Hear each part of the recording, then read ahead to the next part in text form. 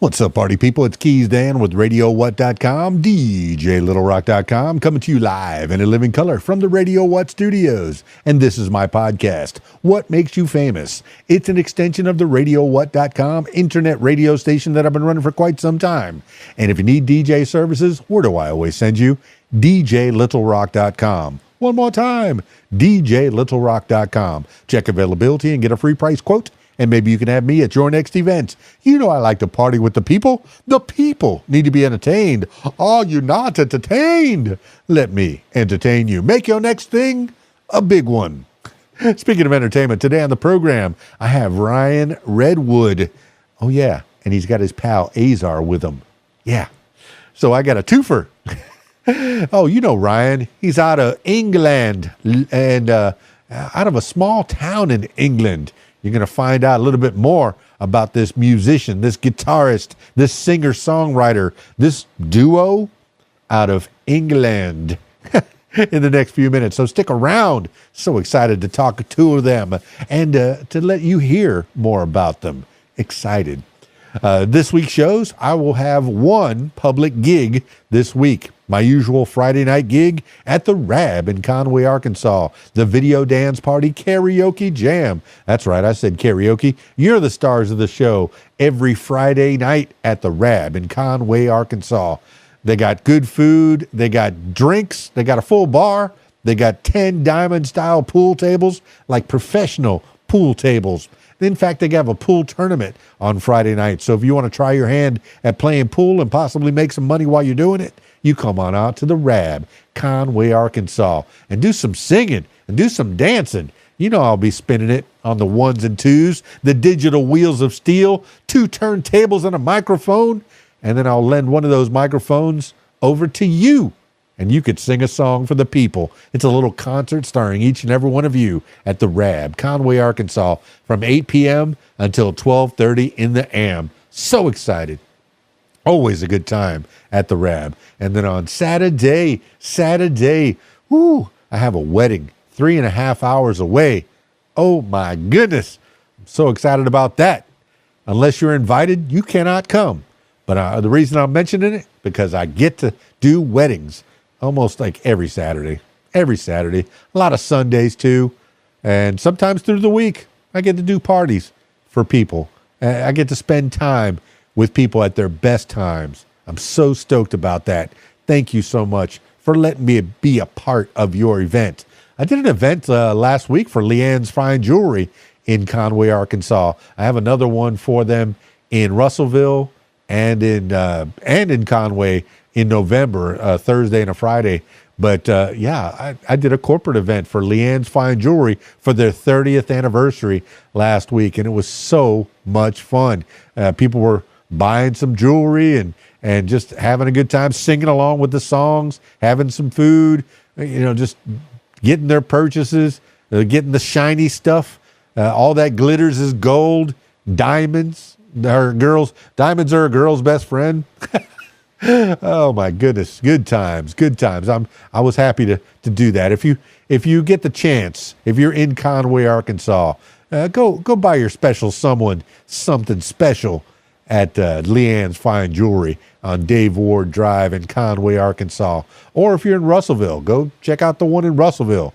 Good people. Leanne has retired. She comes around every once in a while, but Rachel, her daughter, runs both of the places, and she'll drive back and forth between the two places. So you never know if Rachel's going to be in the Conway store or the Russellville store, but she's a very nice lady, and her staff, top notch.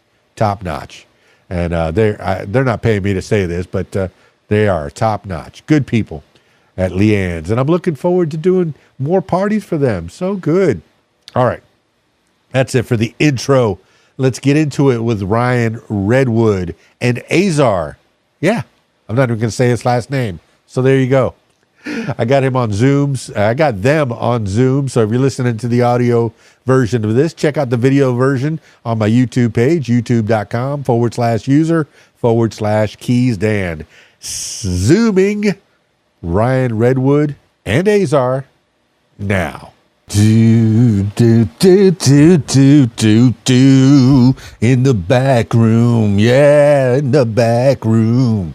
I gotta get to the back room, and I can't sing, but I'm glad I got Ryan Redwood on my screen, because Ryan Redwood can sing, and I can't sing. Oh, yeah. I've been rocking out to the Redwood. What's up, man? And you got a friend. Hello, mate. What an introduction! I think that's probably the best introduction I've ever had. Oh, come on! You know your songs are earworms. I think is what the vernacular should be. They get into your head. I've been watching your live videos that are on YouTube.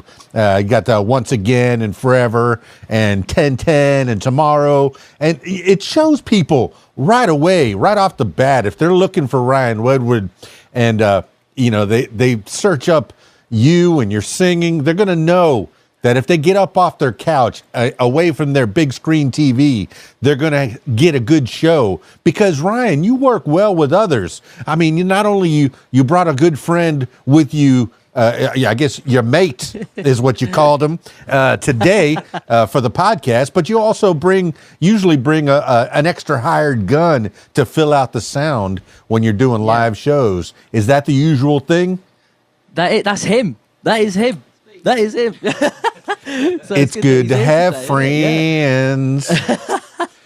Yeah, man. Oh, thank you so much, mate, for the compliments there. Yeah, we try to bring our the big guns, don't we, to the live show. I think it's important to be not only obviously good in your craft and your songwriting and stuff, but to deliver entertainment. That's what people come to gigs for, right? They want to see a bit more than just a guy playing his songs, a bit more of a laugh. We try to put a bit of comedy in sometimes, don't we? Have a bit of a laugh and stuff like that. So, yeah. Thank you, man. You give them a little extra, and I guess the latest, all right, talking about laughs and jokes, latest joke I heard, or latest story I heard, there was a bird, there was a parrot that was getting in trouble in his neighborhood for being profane, just screaming out all kinds of obscenities, very, just the worst words you can think of. And the owner was getting complained at, so the owner just grabbed him up and put him in the freezer for about 30 seconds, and just let him sit there in the freezer for about 30 seconds. And then he pulls the parrot out, and the parrot immediately says, "I'm sorry for what I've done. I apologize if I offended anyone. Please forgive me for any discretions, that I've done." And the man says, "You're forgiven. Just don't do it again." And the bird says, "And by the way, what did the chicken do?" I like it. Well, can we use that? Is that all right if we steal that? Jokes! I love jokes, man. But hey, by the way, my name is KeysDAN. How you doing? I got Ryan Redwood, but I have the mystery guy. What's your name, sir? I'm Azza. I'm Mr. Producer Man. Mr. Producer Man. Shabba. Exactly. Azza. Yeah. Azza. All right. Good. So you obviously are part of the team. This is what I've been telling people on this podcast, especially when I talk to musicians and producers, and you cannot do it all by yourself. You have to have a team. Even if you're independent, even if you can sing, all right. A man with a guitar, or a woman with a guitar, anyone with a guitar that knows how to play it can go out and busk, make that dinner, that dinner money. Maybe even if they're good enough, make that rent money. But if you want to go to the next level, you have to have a team. And I'm glad that you have Azar. All right, and I'm going to start off the bat with the social media. Why 58? Ryan Redwood 58. Why 58? Why 58? It's actually quite a morbid reason, actually. I'm a Man United fan, and the Munich air disaster was in 1958, and that's just the number that sort of stuck with me. There's no rhyme or reason or good reason for it, I guess. It's just a number that sort of means something to me. I didn't catch. What are you a fan of? Oh, Manchester United Football Club. Manchester United. Okay, football. We're talking, soccer. For all the Americans, the United States of Americans, it's soccer. but the rest of the world, I'm listening to a podcast about FIFA, and FIFA has it all locked down. They make so much money hand over fist, especially for the World Cup when they're doing that once is it 4 years? Every 4 years they do that? Every 4 years, yeah. All right. If you think the hosting places like Argentina or the UK or wherever they host, I think they did it in the Middle East recently. Wherever they host, you think that they're making the money? No way, no how. Nah. The billions are going right into FIFA's pocket. This is a podcast I just heard last night that I was listening to, and I'm going, you figure these people are fighting, and of course there's corruption. When there's money involved and humans involved, if there's humans and money, there's going to be some corruption somewhere down the line, because humans want, money is the root of all evil. Well, make me evil, because money doesn't buy happiness. Well, I've never seen a really sad billionaire. I really haven't. Usually it's one less worry. I think Forrest Gump said it best. He invested in a fruit company. It was Apple, and he says, I don't need any. I got plenty of money. One less worry. Well, there you go. Forrest is, if it's with one less worry, Yeah, if it's good enough for Forrest, it's good enough for me. And I hope Ryan Redwood and Azar, no last name needed. Okay, I hope you guys make the money that you need to survive, to thrive, because with this business we call show, there's a lot of artists that are starving. Isn't that a term? Starving artist. Why did you go into this, man? You could have been. You could have been anything. No idea. The thing is, I think you've just got to do it because of the love of it, haven't you? I think if you go into it thinking money or fame is the goal, I think you're in it probably not for the wrong reasons, I guess. You're probably in it for the wrong reasons, aren't you? You need to do it for your craft, for your head, for your soul, all that sort of stuff, and do it because you love it, I think. Because you ain't going to make money out of it for at least 20 years, as we've found out.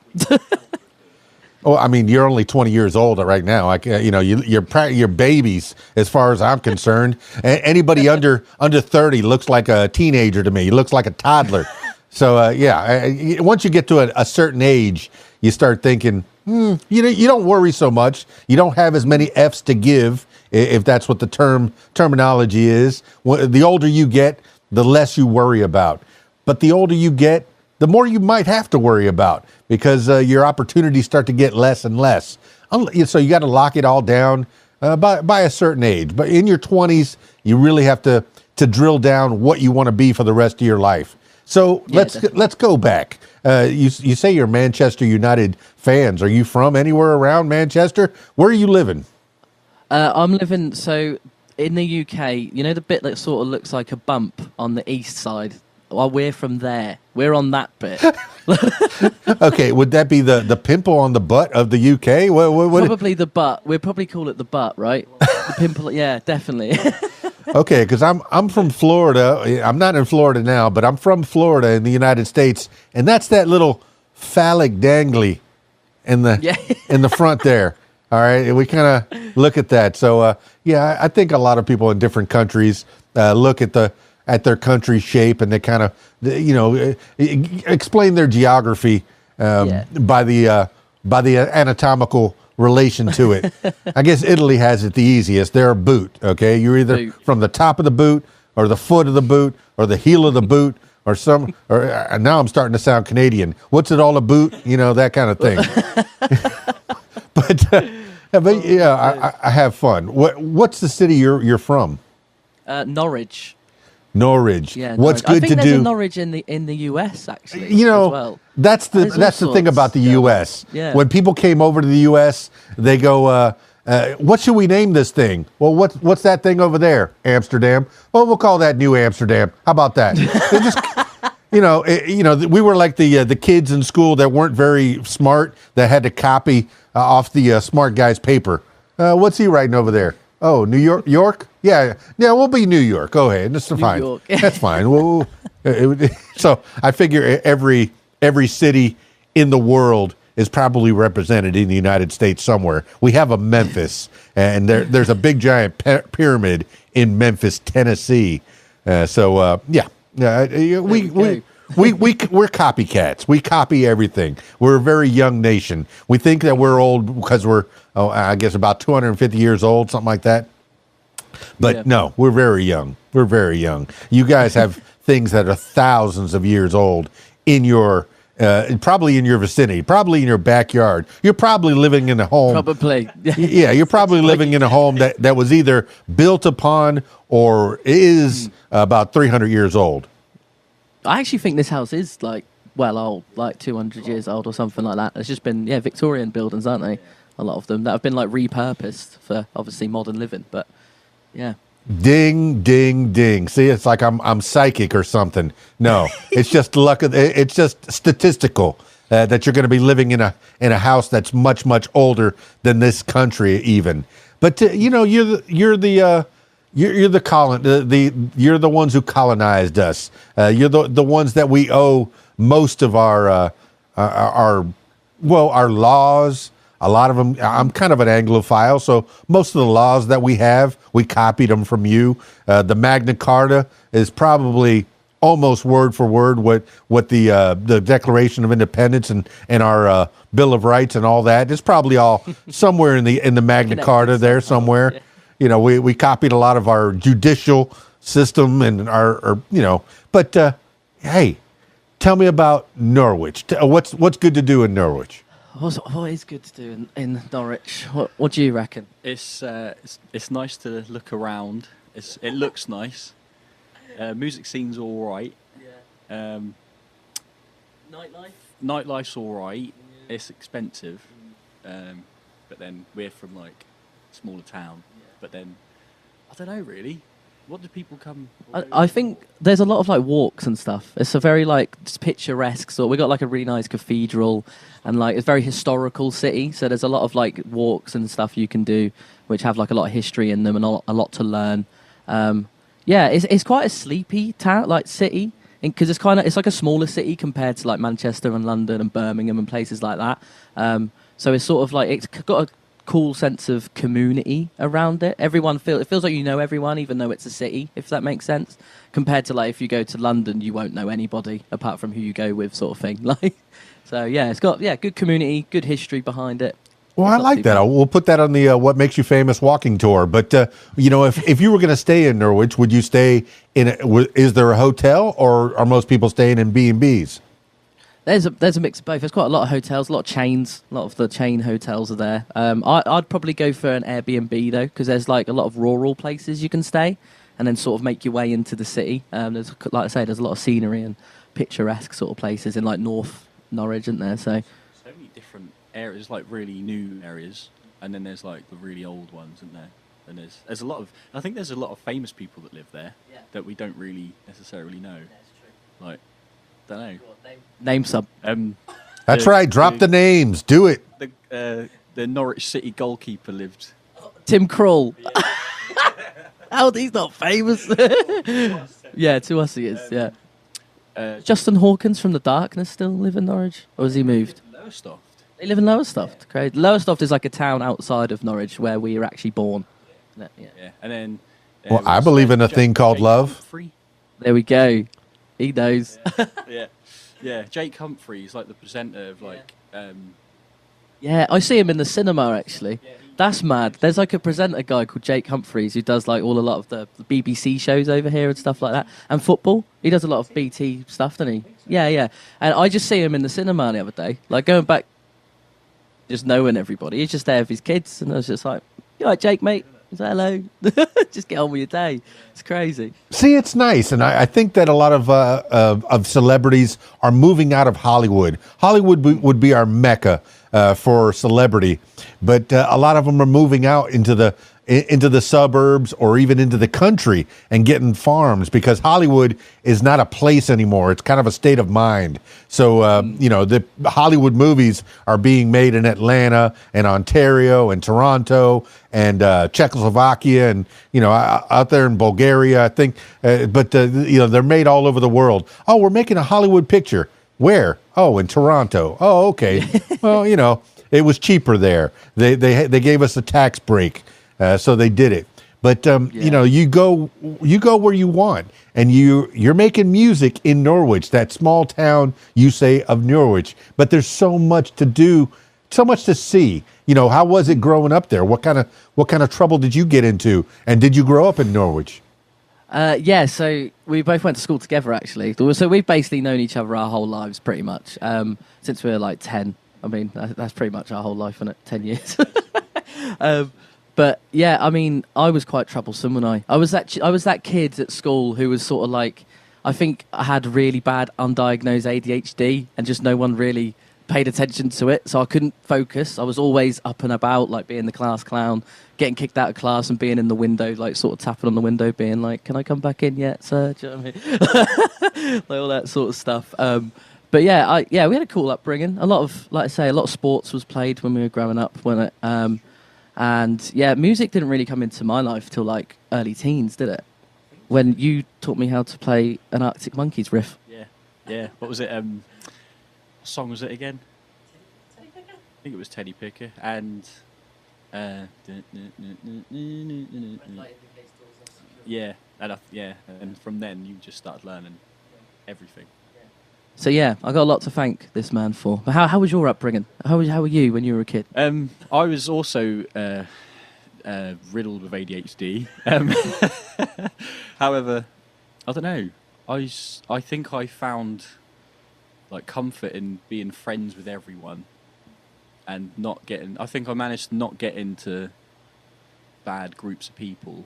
If there was something bad going on, I'd be like, oh, I'll just watch that from afar. And then I don't know really. There was moments where when I was a kid, I was naughty. Like at home, I think I was a bit of a pain. But then I don't know. Out in public, I was always quite quiet and I don't know, collected and just like watch what goes on instead. Observer. Well, I'm glad you say that you had ADHD, and I know growing up in the 70s and the 80s, we didn't have a lot of names for the diseases that or the atypical brain functions that the children might have had. Most of the time, if kids, maybe you would have called it ADHD, but they would have called it give them a swift kick in the pants and straighten up. Therapy. Here's a slap with the backhand. Throw a shoe at him. Go rip me off a stick off of that tree so I could beat you with it. We'll beat the ADHD we out of you. To each other. Okay, so you grew up like brothers, and I think once you get to a certain age, once you become. Even into your 20s and into your 30s, if you have one friend that you can call friend, that through thick or through thin, they will take you to the airport. They will help you move. They will pick you up on the side of the road, if you run out of gas. They will come to the restaurant and give you $20 or 20 pounds if you forget your billfold at the house. You have to have one, and I'm glad that you have Azor. Still, no last name. Never going to get a last name. Never needed. Azor is Madonna. And I know Madonna, she's from Michigan, but she speaks more British than British people, now. So I think true. she spent 1 week there one time, and she came back sounding like the Queen of England. And I was like, what are you doing, Madonna? You're from Michigan. So, I'm glad you're there. I'm glad I'm talking to you. And any of the people in town, if they were on a Doctor Who program, those are the ones I want to know. Because, I love the Who. And what do you think about the Lady Doctor? I don't mind it. I like it. I think it's great, isn't it? Yeah, do you know what I mean? I think it's cool that we're sort of going into that sort of stuff now. I like. The thing is, I like that it's happening in general because I'm quite like forward thinking. I'd like to think, but I also like how much controversy it sparks. I like seeing people lose their minds. I think it's brilliant.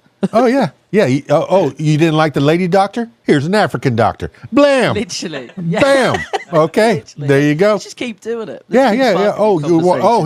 Here's a little person. Bam. How about that? You good? Yeah. You good? Any more controversy or controversy? or controversy. I put the wrong emphasis on the wrong syllable. Sorry. No, but we have fun, and I like to know the things that you grew up with. You say that you didn't even know guitar. Azza, you're the one that taught guitar to Mr. Ryan Redwood. But Azza, where did you pick up the guitar? Oh God, my brother actually. I've got a lot to thank him for. He used to. I think I was like 6 years old. He had like this acoustic guitar that would just be in the hallway just before you go up the stairs, and every time I'd go past it, I'd just ring, ring. And then one day I was like, "Can you actually teach me something?" So I think he tried to teach me something, but instead of playing it like this, I used to lay it down on my lap and like pluck it with my finger like that, and he was just like, "You're playing it wrong." I was like, "If it still sounds right." And then I don't know. Then he taught me something else. I can't remember what it was. And then I don't know. And then he was in a band, and I used to go watch his band, and I wanted to be in a band like him. And then I just discovered Green Day, and I think the first song I learnt in full was "Holiday" by Green Day. And then I don't know, just started learning stuff. Then it's just what happens, isn't it? Like you learn one thing, and you're like, "Oh, I can learn that now. Learn this, and then that, and then before you know it, you're in a band." And then you're doing the same thing. Yeah, I don't know. That's basically in a nutshell. Okay, so the next time you're in an interview, instead of saying you have your brother to thank, your brother to blame for getting you into this. You could have gone to university. You could have been a scientist. You could have been a mathematician. You could have been a doctor, a lawyer, an Indian chief. Maybe not an Indian chief, but I know that's a song, doctor, lawyer, Indian chief. That's an old song. But, you mentioned that you learned Green Day. What are they, post-punk? So their riffs are pretty basic and pretty easy to learn, but still so catchy that you can get away with a couple of chords, a couple of power chords. I think that's the only thing I know how to play on guitar. I've had several in my life, but, you get those two fingers, and you just play power chords all up and down the neck. Bam. Yeah. You're doing Smoke on the Water. You're doing some Ozzy Osbourne songs. You can open all the chords and do Metallica's, Nothing Else Matters. It's all open chords isn't it? I mean, I'm so. Trying to remember that you just take your hands off the neck of the guitar and you could do the initial riffs of Nothing Else Matters. And that's where it starts. That's where the bug comes in. If you could start playing your own music, and it tickles you, and you want to play more and more. But now you're not just playing your own music; you're writing your own music. You're producing your own music. The two of you. When did you start to write? Were you good at English? Were you good at poetry? Were you a rapper in school trying to get the chicks? And I know my mom said, don't call hoes chicks. Wait, don't say that either. I didn't say that. I didn't say that at all. I'm going to get myself in trouble. Here come the emails. Here come the emails. I'm not editing that out. No, but I know. I was just trying to be funny. But did you have the gift of gab when you were a kid? I did, definitely. I would say that. And like going back to English, I was actually quite good at English at school. I loved writing stories and stuff like that. And yeah, I think that's probably where it all started, to be fair. As soon as I got my first good English grade at school, I was like, oh, there might be something here. And then subsequently learning how to play guitar. And then about 14, 15, I probably started writing little bits and bobs, just down. Nothing serious, just sort of being messing about in the bedroom, sort of putting some chords together with some melodies and stuff like that. Basically just ripping off everything I was listening to at the time. That's always the way we all start, I think. We always start ripping off our favourite bands before we actually do anything original. But yeah, I probably started around that time. You probably started the same sort of age, didn't you? I think so. I remember I'd been writing this song, and I think I'd come round your house, and I was like, I've just written this song and had the lyrics out, and then you were trying to help me finish some lyrics, and I don't know, it hadn't quite clicked then, and then I think it was, I don't know, I was trying to write songs, but they were all right. They were just classic, small pop punk songs. But then I remember going to watch Ed Sheeran, and someone called Saint Raymond was supporting him, and it just sparked something within me musically. And I was listening to Lower Than Atlantis, so then I started a band, and I wanted it to sound like Saint Raymond and Lower Than Atlantis and the 1975 all in one. And then I don't know, then that just sparks something different. I don't know the lyric thing. I don't really know. I've never really been good at formulating sentences or putting my thoughts together. But somehow it comes. I don't know where from. I think out of necessity for you, probably. Yeah. Because like, give Azza any instrument, and he's just like, he'll just go with it. Like, even if he's never played it before, you give him a trombone and give him an hour and sit him in the corner. I should have used a different example. A trumpet, mandolin. Give him a mandolin. I did work experience at a music shop in town, and I had to look, like, if someone come in, but like tell them about the instrument, and the shopkeeper was basically like, "Here's a mandolin. Here's a book of how to play the mandolin. Go and learn mandolin." So I sat there like learning these chords, and I learned one song. I think it might have been how to play Riptide by Vance Joy, and then I was like, "Oh, cool! I can play a song on mandolin." And then that's so. This is what I mean. Give him an hour and any instrument, and he'll just run with it. So like, I always think like now we're sort of working together. I'll bring like the bass of the song together, like the skeleton, like the acoustic guitar and like the vocal melody or whatever, and then we sort of come together to do the rest of it now, don't we? And sort of put the drums, bass, or whatever it needs into the tune, and I sort of just do the lyrics in my thing to me. You can hear the influence from doing that, I think, because you get my heavier side and your indie side, and like, you can hear because your older stuff, I think, sounds a lot different. Like you said, it's darker now, so I think it has brought something. A lot more weight to it now, I think, as well. Yeah. Well, for the people that are listening to the audio version of this, I wanted to explain the style that Azar was talking about, where he laid the guitar on his lap, kind of like a steel guitar, but it kind of reminded me more of Jeff Healey from the original Roadhouse with Patrick Swayze, where he was blind, but he played with the guitar on his lap. And I thought that was so interesting when I saw that movie. You know, I saw that movie in the theaters. That's how old I am. But, and he was playing it on his lap like that. And I was thinking about that when you were talking about it, Azor. But then in your story, I'm thinking of Tenacious D. You have the dynamic of Tenacious D. He's your Kyle Gass, and you're his Jack Black. That is so true. Do you do any scatting? No, I can see you doing a Tenacious D cover band, because from what I understand, Kyle Gass is classically trained. He can pick up any instrument as well, and especially the guitar. He can play it like nobody's business. And then Jack Black, of course, just has that, he can play basically, but then he also has the gift of the scatting and the making his voice sound like a guitar. But do you do any of that kind of riffing as well? We will now. We would definitely. Why have we never thought about that? That's crazy. I've been compared to Jack Black quite a few times, to be fair, over my life, because of the haircut and like just how I can be and stuff. The live show now, when I think about it, it is literally a Tenacious D show, isn't it? Literally, yeah. Oh, yes, and when I was watching, I kind of was thinking the same thing. And then you telling that story of him being able to pick up any instrument and play it as if he knew how to play it since kindergarten. It kind of reminded me even more. So okay, just one more person saying you are like Tenacious D. Use that dynamic, run with it. Don't be a carbon copy, but hey, enjoy being compared to them, because they are very they're very gifted and very entertaining. And like I said, watching your videos, you're very entertaining as well. You've been doing this for a while. You said you didn't get into it until your teens. Did you have any other fallback? Did you think maybe you'd go to uni and study English or something else? What did you go to university? No, neither of us went to university, did we? I didn't really have a fallback plan, to be honest. As soon as I used to I was quite good at football. Like I think every person in the UK, or especially a young lad in the UK, we all sort of go, I'm going to be a professional footballer when you're 8 years old. And then it gets to like 15, 16, and you discover girls and guitars and music and all.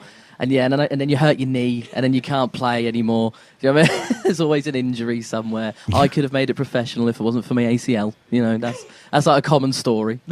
I think that's the reason that it never caught on here in the United States. We're kind of a lazy people. to run back and forth across that field. Oh my goodness. Yeah, we have football and we have basketball and they're doing a lot of running there, but soccer and the football around the world. Oh my goodness. They run. Yeah. They're very athletic. And for only 1 point or 2 points in a game, very low scoring game. That's why we have to score 6 points every time we score one. 6. Make that one 3. Oh no, make that one 6. That's fine. I'm going to go sit down on that bench. I'm tired. Oh, dear. Because American football stops a lot as well, right? Yeah. There's a lot of like stop and start. So you're like going at it for like a couple of minutes and then it's stop and then they'll stand there for a bit and then restart again. That's crazy. Well, once again, like this podcast started with FIFA, the NFL is a moneymaker. Oh my goodness. Sports and college football, college sports, finally they started letting the kids make money off their likeness because they weren't. The schools were making so much money off of the any sport, the football, basketball, baseball. They were making all kinds of money, and the students weren't allowed to make money off their likeness. If Nike or any of the other shoe companies or the Doritos company or Pepsi or any of these other big corporations would come at them, hey, would you be a sponsor? No, I got to stay amateur so I can keep my scholarship. Well, it didn't seem fair, and I'm glad that those rules are breaking open. I don't know how it is over in the UK. If they're in college, do they play college ball before they go? No, not at all. So our like cycle or system to get into say like a professional sport is vicious. Like you literally play at your local team, hope you get scouted by your like county, which is like the big area, and then you go up through that way. Really, there's a few like academies that play. So like Norwich City, they have quite a good academy. That's like our local academy. So a few lads that we went to school with played for them, and then might have gone through the ranks there. But it's very, very vicious. It's very much like, say there's 100 kids, you're probably talking 3 or 4 make it through to like a professional stage. We don't have like the proper college setup like you guys have over there. I wish we did, because I'd like to get, like, I've seen college basketball games and stuff like that, and they look unreal. I would love to go to like one of them and see the atmosphere and stuff, but we just don't have that over here like at all. It's all you have to rely on getting scouted by a team, if that makes sense, rather than having like a proper setup and then they have a draft or something like that. We just don't have anything like that over here. Well, I'm from Miami in Florida, and we had the Miami Dolphins. So we had a professional sports team, but now I'm in Arkansas, and we don't have a professional sports team. If we didn't have the Arkansas Razorbacks, which is the University of Arkansas, and then the Red Wolves is Arkansas University, and we have the UCA, University of Central Arkansas. So we had our college football teams. If you want to go watch sports locally here in Arkansas, it has to be a college football team. So I'm glad that we have that. But you say that you don't have that in the UK, and it's going from an academic, and it's wow. What are the chances? Yeah. That's the thing. Like, I feel like there's because I feel like the college thing probably serves as like your middle ground. That's like your step, innit? Like your stepping stones. We just don't, like say, we just don't have that. You start at like Sunday League, which is like non-professional amateur like level of like football or whatever, and then hopefully you might go semi-pro and be able to work a part-time job and play at the weekend. And then above that is like really hoping that a scout comes to your game and goes, "We need you for trials for like whatever team," and then hopefully you make it through there. But there's just no system for it, which is crazy, really, thinking about football and how big it is in the UK. You'd have thought we'd have sort of put the foundations in to give kids the chance to actually progress further.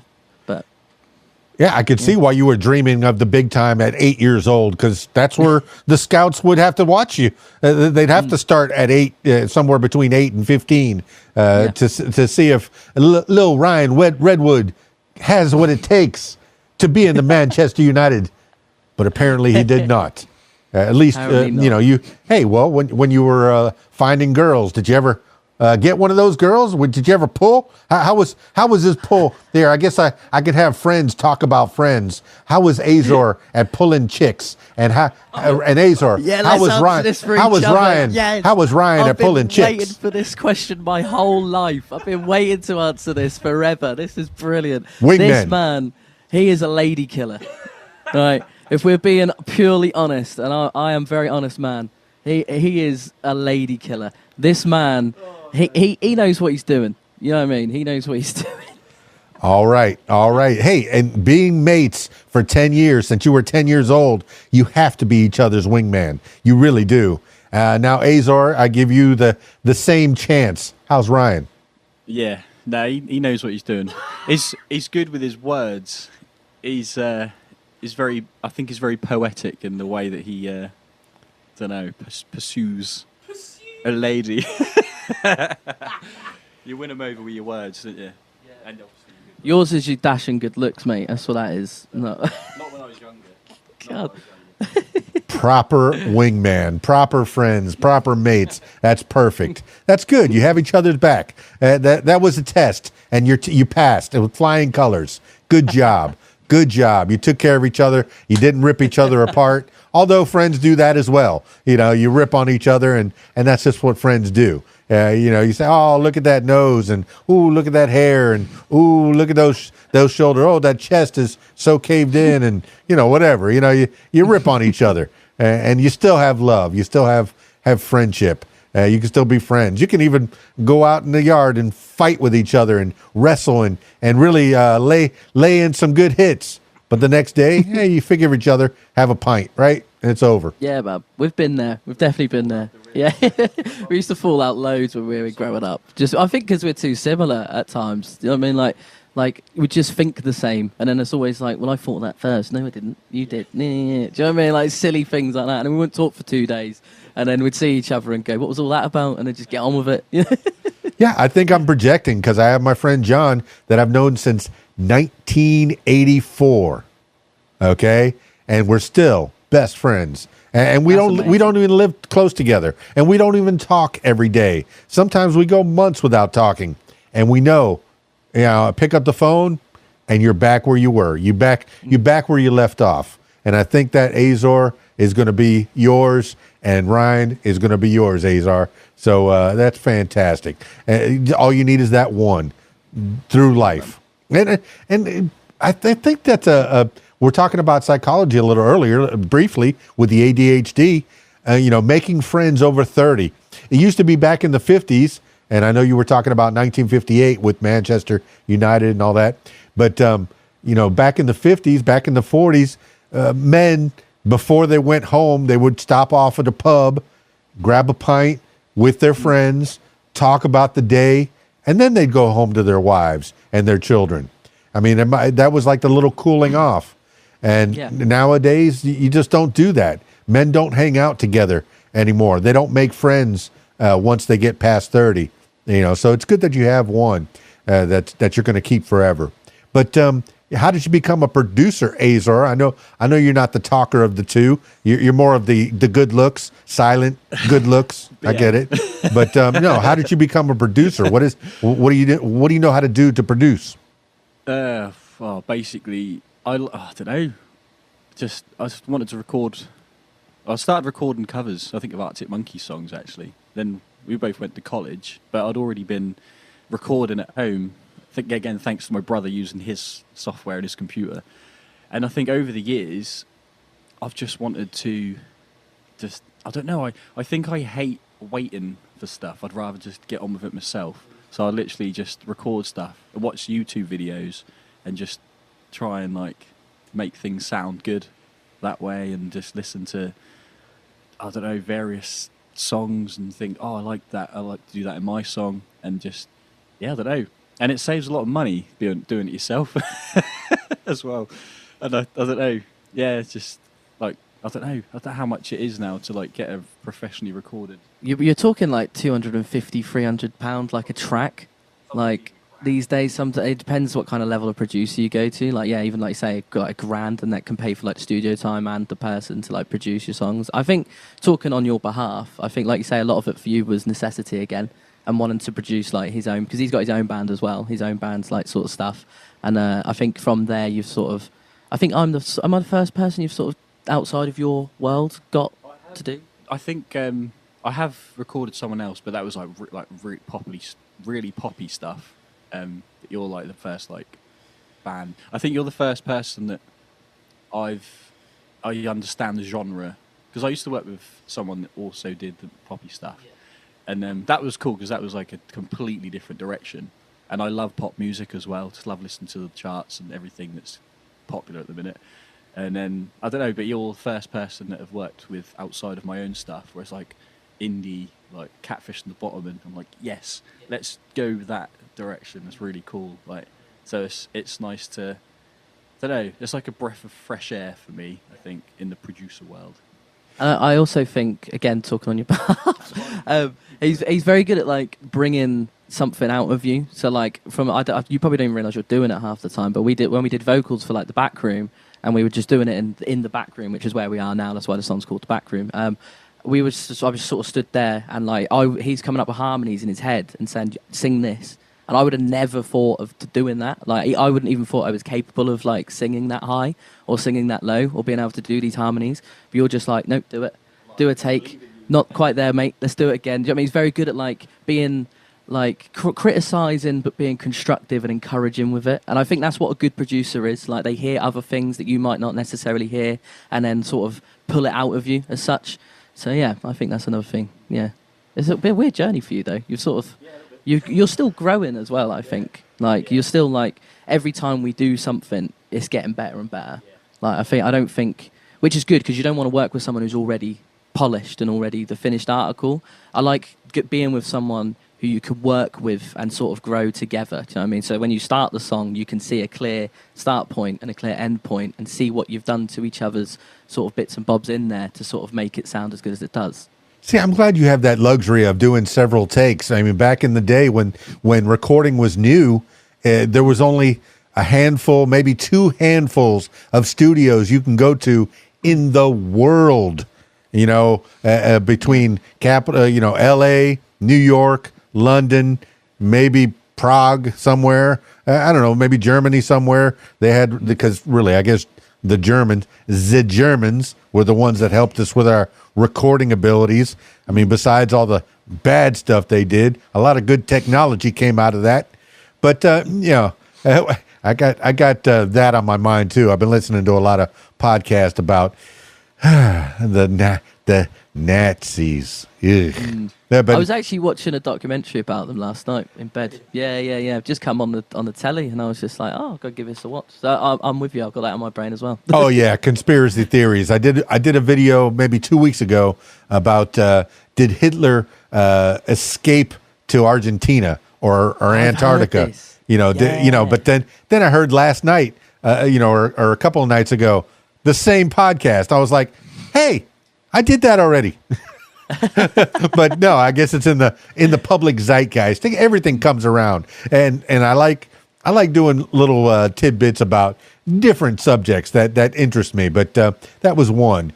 But you're talking about.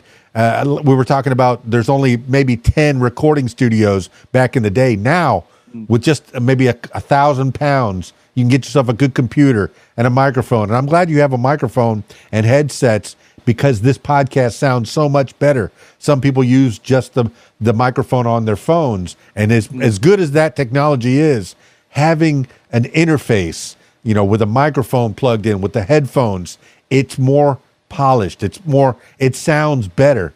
Even though we're thousands and thousands of miles away, an ocean away from each other, it still sounds fine. And that's one thing that the internet can do. I've had artists where the artist would be in England, the singer would be in England, the guitarist is in the Middle East somewhere, and the drummer's in Africa, and somewhere in the Congo, and and then you have a good producer like Azor that can put it all together.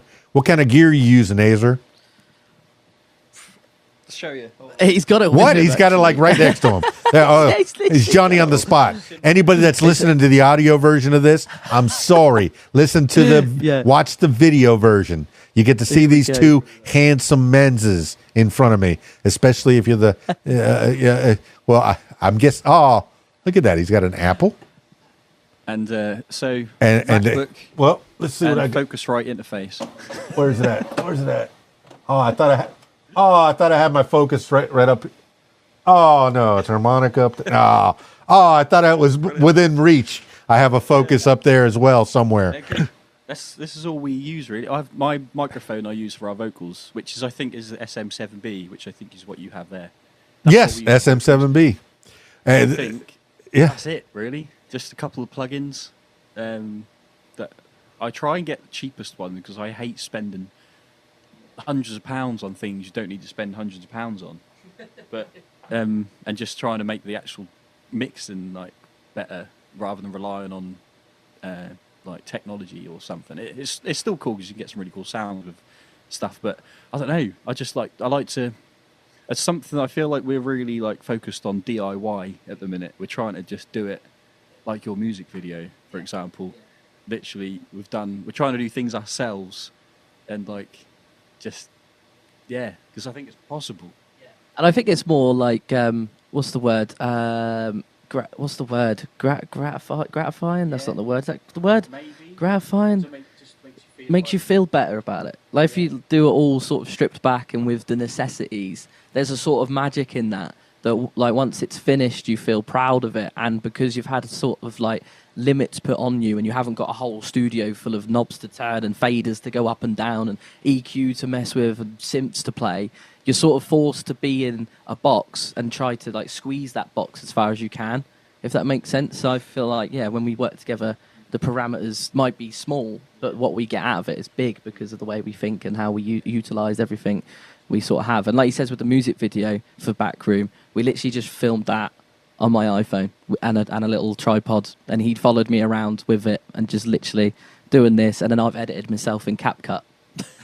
See, you're keeping it very simple, using that interface, a computer, an interface that has maybe 2 ports in it, one for a microphone and one for an instrument, and you fix it all in post. If you look behind me in the video, there's Adobe Audition, which is was Cool Edit, and I'm guessing Pro Tools is what you use for the for the interface with Apple, right? Pro Tools. I use Logic Pro.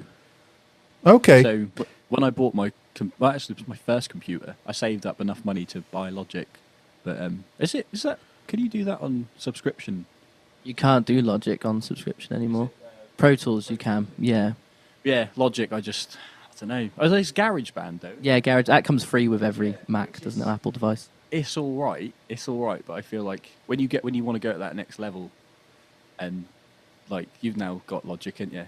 Because I think once you know what you want from that new software or what you can get from it, instead of just getting it and then being like, there's so many buttons. Whereas if I had GarageBand, I'd be like, I want to do that, but I can't even do that with this. I'd then be like, I know why I'm spending that money on it because I know I'm going to use that and I know I need that, and I don't know.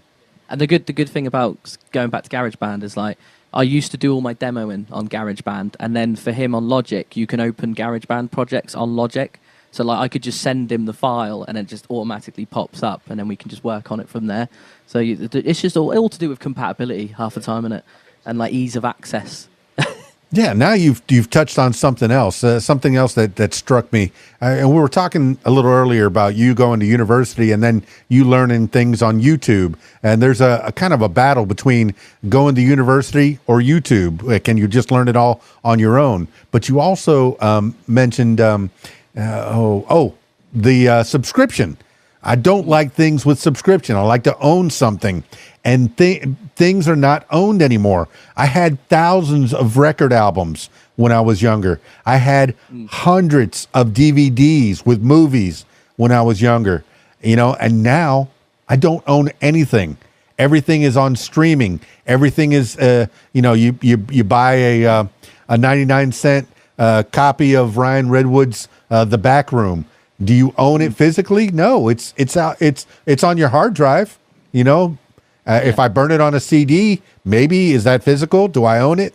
Nobody owns anything anymore. And even this Adobe Audition, I made sure this is the 15, and I was able to buy it outright. All the later versions are on the cloud. You never own them. You pay $20 a month or $10 a month, and it's forever, and you don't own anything. What do you think about that? Hey, you know, when you were a kid, I'm guessing you owned toys, but now, do you own any movies? Do you have any in your media collection? Do you have a record album? Do you have a record player? Hang on, give me a second. Move the chair. It's all in there. It's all on that computer. Down here, I've got loads of vinyls down there, and then next to it, I've got about like 200, 300 CDs, and then I've got like my record player. So like, I think musicians are different because we sort of like, as much as streaming services are something we have to do, I think like vinyls and stuff like that, I don't think I'll ever stop buying records just because I know it supports the artist directly for a start if you buy it off their store or whatever, or get it from a gig and stuff like that. And then, yeah, having that physical thing, like, and opening it up and seeing the lyrics written in it or the pictures from when they were making the album or whatever. So yeah, like I think you're the same. We've always been quite like possessive people, and like even with like video games when we were younger, I'd always buy a hard copy, but now you can't even do that because it's cheaper to buy it on like the PlayStation Store or whatever. But yeah, we've always been quite like to own things, like you say. It's just nice to have it and look at it and look back on it, opening up like, oh, FIFA 17. Oh, remember playing that back in the day. A few years ago, I started playing Fortnite. It's the only game that I play now, if I ever play anything. Most of the time, I'm making these videos with fine artists like yourself, Ryan Redwood, and Azar. No last name still. Never have a last name. Okay, but no, I get to spend a lot of time learning from you where you came from and where you're heading. But, you know, the people are finding out a lot more about you and what makes you tick. And so the two of you, you're like a well-oiled machine. I would say like a Swiss car. No, that's not good. Swiss watch. Much better. No, I think that was a joke from a movie I saw called Up Periscope. It's the submarine is working like a Swiss car. Which is probably not good, but no, you guys are well oiled and you gel together so well. Do you find that you practice a lot, or have you practiced enough that you're on stage? Maybe you find a new song, you might practice it a little bit, and then get on stage with it. What's your practice routine? We don't really rehearse at all, really. Probably should. I think the potential, if we did practice all the time. Like, that's untapped potential, you know, that would be dangerous. However, we don't, but we still manage to.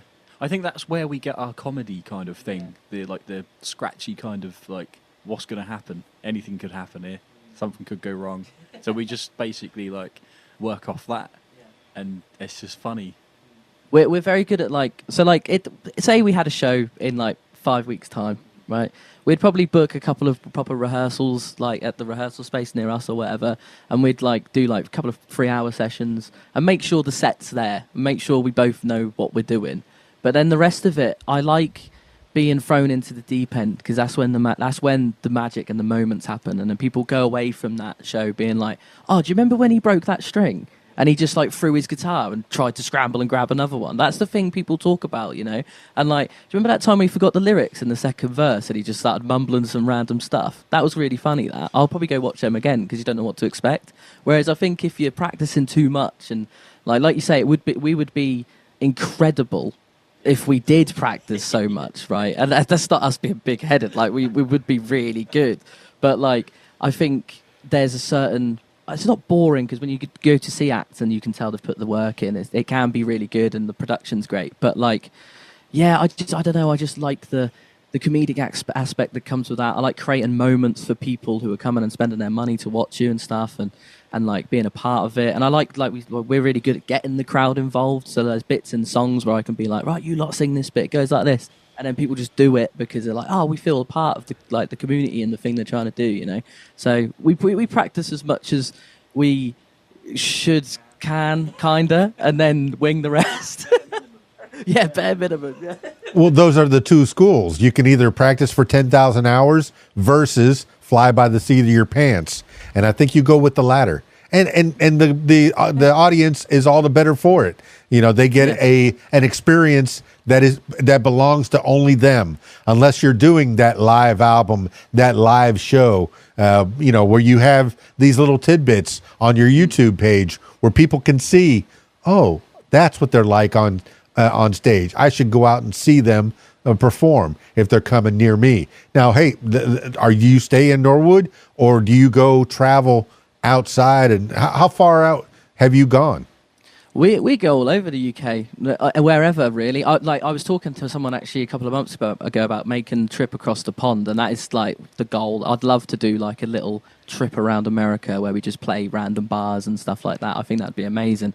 I think Europe is definitely something I'd like to do as well. But yeah, honestly, if the offer's there and like the time's right and I can get it off work for a start, I'll be there. Like we play everywhere and anywhere. Like I said earlier, I'm a big Man United fan, Manchester United fan for football and that. So I go up to Manchester quite a lot to play gigs, and Liverpool and Sheffield and Leeds and all them sort of places are quite nearby. So if I'm up there and I can try and get some other gigs in them places while I'm there, that's amazing.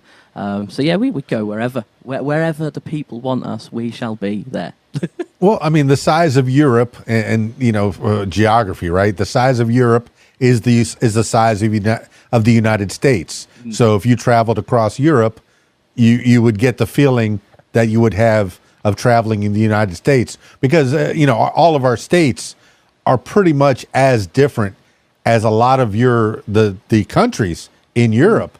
You know, if you go to the Midwest, it's a whole lot different than the far West, and New York and California and Miami and Arkansas and Texas. They're very different places. And so I'm guessing that if you went, I mean, beyond the language, I guess for the most part, we speak English. But if you go to different countries, they're going to be jazzed if you come out there and play your rock and roll, your version of Ryan Redwood's rock and roll or music. Even though they don't speak the language, the music is universal. It will make them feel. Do you have fans that have written you or that have gotten in contact with you from all over the world? Yeah, which is mental. That's I guess that's one of the benefits, like we were saying about like Spotify and streaming services, is that people from all over can listen to your tunes and that. We were actually looking at the streams for Backroom the other day, and one of my the top listened place is New York at the moment, which is like, that blows my tiny little brain. Like what is that about? But yeah, I have a few people. There was actually a guy I supported a band called Twin Atlantic in Southend a couple of years ago, and there was this guy who came over from America to see them, and he come early to watch me, like the support act and stuff. And I ended up talking to him afterwards, and he literally bought a CD, bought a T-shirt, went home, like on the flight and that, told all his mates about it, and then they all just started messaging me on Instagram, being like, "Oh, my mates told me about you, your classmate, like really good. Oh, next time we're all over in the UK, we'll come see you and stuff." And it's absolutely crazy. And like the Europeans are really cool as well. I have a weird little fan base in Austria. Really? Yeah, Austria seems to be a top streamed place for some reason. That's random. I've only been to Austria once in my life, to Vienna. And I don't remember talking about my music when I was there, so I don't know how that's happened, but... Well, then you've also touched upon, you can advertise and advertise and advertise, but when it comes down to it, word of mouth. You know, having that friend, that person that you touched, tell two friends, and they'll tell two friends, and they'll tell two friends, and pretty soon you got a gig in New York, all right, yeah, with 7 million of your closest friends. You know, maybe not at Madison Square Garden, but right down the street at the bar. You know, the bar right outside of Madison Square Garden. Before you get there, you got to do a few 500 seaters before you can do that 50,000 seater. You know, you know, and I think I was listening to comedians talking, and they were saying, "How come I'm not making it big? I'm not selling out my shows." Well, because you're trying to sell out 20,000 seaters. Try selling out that 100 seater first, that 200 seater. You know, start small. Sell those out. That way you could put it on your resume. Hey, I had 3 sold out shows. They don't know how big the venue was, right? You know, when you're sitting in front of 100 people that are jamming to your music, that's got to make you feel good, doesn't it? Mm-hmm.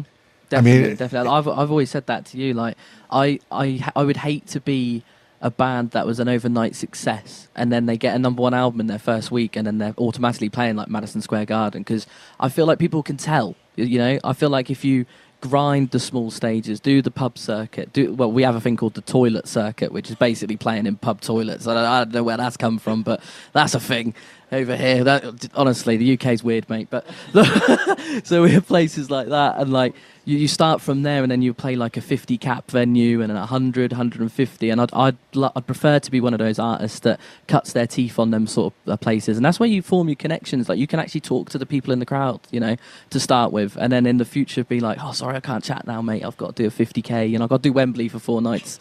We'll have a chat after. Do you know what I mean? Get on the guest list. We'll have a beer, sort of thing.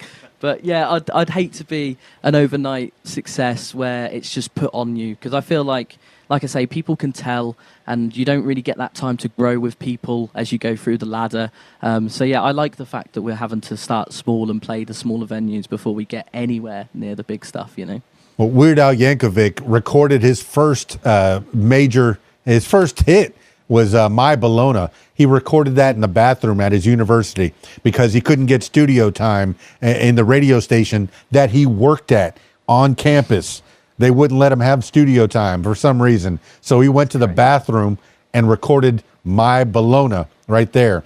But while you're doing your gigs in the bathrooms, are you handing out mints and colognes and maybe towels? What are you doing there? That's what he does. So okay. In between songs, he'll be going around with towels and toilet paper. Very That's good. your job. Very good. Are you still spending pennies? Are there still pay toilets in the UK?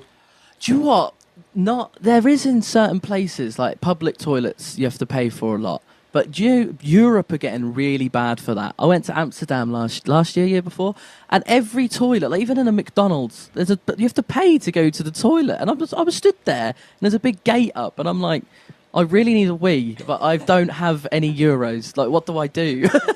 No, I like the etymology of phrases, and I know spend a penny is toilet, right? Spend a penny? Yeah. Oh, okay, Yeah. okay, all right, that just popped into my head. The strangest things when I'm talking to people from across the pond, and here I am, a Yank from the colonies. I don't, what would you call the people on my side of the ocean? What do we call? I just call them Americans, I guess. Yeah. What do you? Yeah, same. I think the older generation call you Yanks. That's like a thing. Like, them darn Yanks, you know. That's a thing. Okay, and I think I've seen it in movies where they still call us the colonies. Oh, I'm taking a trip over to the colonies. That's a thing. What do you call us? You just call us Brits. Yeah, Brits, English. Yeah. Okay, good. All right, now we know each other. No, and all right then. Hey, well, shoot. Let's go ahead and take this home, man. I know where you're from. I know where you're at. Where are you going? What's next on the Ryan Redwood plate? Are you doing gigs? Or do you have anything lined up for the next few weeks, months? So at the moment, continuously just promoting this new tune at the moment. And then I've got some gigs towards the end of the year, like November time, over here in the UK. A few dates that are waiting to be put in properly, but it should be a really busy month. Got a few things coming up then. Next single, we're already working on the next song, so that'll be out like pretty soon after this, near enough done. So that'll be out pretty soon as well. Just trying to be a bit more prolific with releases and just getting the music out there to the people, because that's what people connect with at the end of the day. If you've not got anything out there, it's very hard to do anything. So keeping on top of the releases, gigging towards the end of the year. And yeah, just keep the bike pedaling. Well, I know you say you have a day job. You mentioned that, but what's keeping you? What's the best way for people to support your music career? As I know, it's not maybe Spotify streams. I'm glad that they listen on Spotify and you make your fractions of cents. But I'm glad that there is a Spotify, and I'm glad that there is an Apple Music. If they buy your song off of Apple or Amazon for 99 cents? Do you get to see any of that? But for the most part, I'm hearing people selling their merchandise. You said you sold a CD and maybe a T-shirt or whatever. Do you have a merch table when you go do your gigs? Yeah, all the time. Yeah, there's always merch. So, like, say, coming to the gigs anyway and buying a ticket, that's probably the best way straight away, because they're automatically getting a show out of that and we're getting paid to do for the privilege sort of thing. And if you want to go the extra mile, obviously come see me on the merch stand or online. I've got a merch store online as well. It's got loads of like different T-shirt designs, and you can pick a CD up and stuff, and I'll send them personally to you with a little note that says thank you and stuff like that. But yeah, merch and gigs is the best way to support us. And yeah, sharing stuff on social media as well, like, because someone might see that and go, I'll actually go see them. You know what I mean? So, yeah, sharing stuff about, tell your friends, tell your cats, tell your dogs, tell your hamsters, tell your pet rocks, tell your grass in the garden, whatever you've got to do, anyone who'll listen. Well, when you're on stage, do you have people that are running your merch table while you're up there? Or do you come out afterwards? And I usually either force my mum, if she's there, to do that, because she's good with people. She's good at the gift of the gab. Come on, mate, get a T-shirt. She's always there. Or I make my girlfriend do it, and she hates that job. I get some stick for that after. She's like, why'd you make me stand on there for 3 hours, mate? What are you doing? All right. You got to know your limitations. I know my wife doesn't come to gigs at all. She has seen me play less than a handful of times, and we've known each other more than 20 years. So, yeah. I understand that you got to know the limitations. You go home to them, you give them a little kiss on the cheek, what's for dinner? I'll be taking the garbage out, that kind of thing. Sure, yeah, I'm glad you have your mom, because it sounds like she would sell a T-shirt to someone who didn't particularly want a T-shirt. She would say, "Oh, you don't have any money? Open your wallet right now. Open your wallet." Oh, what is that? That's £10 right there. Give me that. That is exactly what she's like. Okay. She's always sober doing the merch, and then Dad's just getting drunk at the bar. That's his job, right? You got to have one of those too. That'll give you perspective. And if you get that ADHD up, he might give you one of those swift kicks in the pants to help you on your way. Okay? All right, let's wind this thing down. How do people get a hold of you? How do people find out about your next gigs? What's the best way? I have your Instagram, your Facebook, your Spotify, your Twitter, X. No, I'm never calling it X. Your Twitter, and your TikTok. I'm trying to get more TikTokers myself. Yeah, TikTok's a great way at the moment. Just everywhere is at Ryan Redwood 58, like we said earlier. Instagram and TikTok are the two I'm really, really active on. So yeah, throw us a message, ask where I'm at, or you'll see it on a post anyway. But yeah, I'm always down to chat, and thank you very much. Very good, Ryan Redwood and Azar. No last name. Never a last name.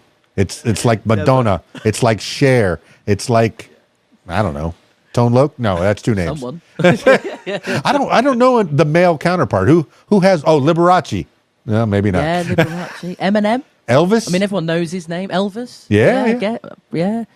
Who Eminem, else? that's right. I watched that Stans. Did you watch the Stans show on was it Paramount or whatever, or Amazon? Oh, I haven't yet. I'm going to. It's on the list. Very good, man. Good. I never saw 8 Mile. But I did watch the Stands, and it was worth it. These are the super fans that you may or may not want. Do you have a stand? There's a fine line. Yeah. Do you have a stand yet? Has anybody put black roses on your doorstep? They have to me. It's happened. Well, I think we've both been there. They're usually ex-girlfriends, though. Okay. Well, you can call that a stand. That might be a stand. Yeah. All right. Well, we made it weird at the end. I made it weird at the end. I got your link tree. It's got all that stuff on there, all in the show notes below. All right. I always finish these things off with shout outs. You've given shout outs to each other. I mean, I think that's the shout out that needed to be given. How about Big G? How about who else needs to get a shout out? Yeah, definitely you, Gary and Eden. They're the homies. Bless them, love them to bits. Who else? Holly, my girlfriend, she gets a shout out. Yeah. My dog Daisy, she gets a shout out. She's unreal, great dog. Mum and Dad, I guess they get a shout out. Do you want to shout anyone out? Can't think of anyone currently. Oh, actually, there's a band that I'd like to shout out. Actually, his band AJQJ. Don't get into the name. We'll be here all year. And there's another band in the UK called Cusp who are doing amazing things. So shout out to them as well. Well, I may have AJQJ on the podcast at a later date. We'll see if we can talk more about what you're doing. But I always finish these things off with last words for the people. This could be words to live by, something you heard a long time ago, or something that just pops into your head. But since there's two of you, Azar, I want you to give some last words for the people. And then Ryan Redwood, you give some last words for the people. So Azar, give the last words for the people. Oh, last words for the people. You've put me on the spot here. This is where my brain does not work quickly. Just, I don't know. Just remember why you're doing it. Like I said this to you yesterday, we've got to remember why we do it in the first place, because it gets a bit like messy, doesn't it? And you just like, oh, why am I doing it? And you lose the love for it, but you've got to go back and think, why did I start doing it in the first place? Because you just loved it. And also, I was going to say something at the start. There's a saying, you were saying about like getting a team together, and there's a saying is like, if you want to go quick, go alone. If you want to go far, go together. And that, there you go. Right. And he said he didn't have anything. Oh, yes, words of wisdom. My goodness, eloquence. All right, Ryan Redwood, you're on the spot now. Last words for the people. You know what? I'm going to quote. I'm actually going to do it. We're going to go full circle. You were talking about Forrest Gump earlier. Life is like a box of chocolates. You never know what you're going to get. Done. Well, there you have it, party people. Ryan Redwood and Azar. No last name. Never going to say his last name. Never going to give you up. Never going to say last name. Find him everywhere. Ryan 58. Ryan Redwood 58. Ryan Redwood 58. Most of his social media is that. And I think his link tree is just Ryan Redwood, and you'll find him there. But hey, for the most part, he says he's doing his Instagram and TikTok. So follow him on Instagram and TikTok. Hopefully, he can make some of that sweet, sweet TikTok money.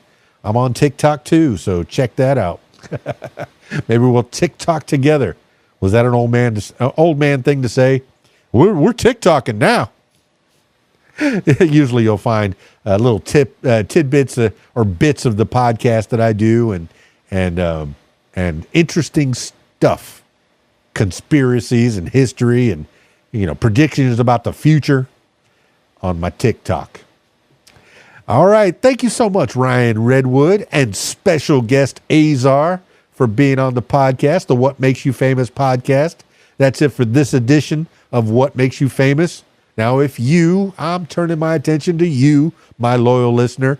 If you'd like to tell your story, I encourage you to give me a call, 501-470-6386, or email KeysDAN@AOL.com. That's it for me. It's KeysDAN, RadioWhat.com, DJLittleRock.com. Peace. I'm out of here.